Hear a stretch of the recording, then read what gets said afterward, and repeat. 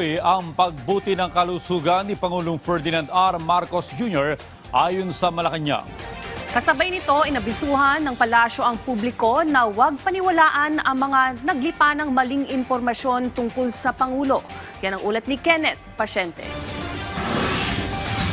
Tuloy-tuloy ang pagbuti ng lagay ng kalusugan ni Pangulong Ferdinand R. Marcos Jr. matapos makaranas ng diverticulitis. Sa update ni Presidential Communications Office Secretary Dave Gomez, patuloy at maayos ang paggaling ng Pangulo ayon sa medical team nito. Gayunman, may mga ilang engagement anya na ang mga kalihim o ang Executive Secretary ang kakatawan sa Pangulo bilang pagtugon sa abiso ng kanyang mga doktor na magpahinga. Bagaman kailangan maghinay-hinay, sinabi ni Executive Secretary Ralph Recto na tuloy ang trabaho ng Pangulo. Tuloy-tuloy pa rin.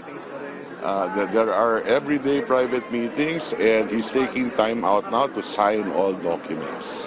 Katunayan ng Pangulo ang nanguna sa panunumpa ni General Jose Melencio Nartates bilang bagong PNP chief. Siya rin ang nanguna sa donning of ranks sa hepe ng pulisya. Ngayon po, umaten po siya sa oath-taking po ni General Nartates Jr. Kaya masasabi po natin na gumaganda, umiigi, umaayos po ang kalusugan ng Pangulo. Matapos po siyang ma-diagnose ng doktor patungkol sa diverticulitis. Sabi pa ng Malacanang, hindi kailangan ng pagre-release ng health bulletin ng Pangulo dahil hindi naman kritikal ang lagay ng kalusugan nito. Kasabay ang pagbibigay diin na huwag maniwala at patulan ang mga nagpapakalat ng maling balita patungkol sa kalusugan ng Pangulo. Kung ano ng source niyan, so malamang gumagawa ng kwento yan.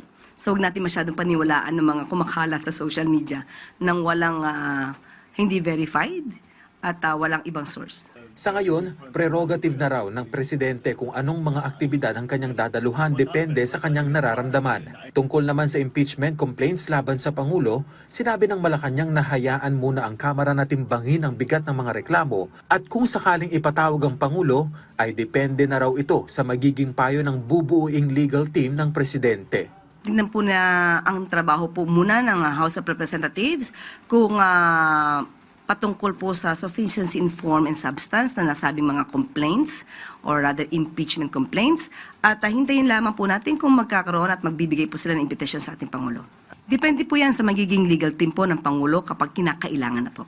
Kenneth Pasyente para sa Pambansang TV sa Bagong Pilipinas.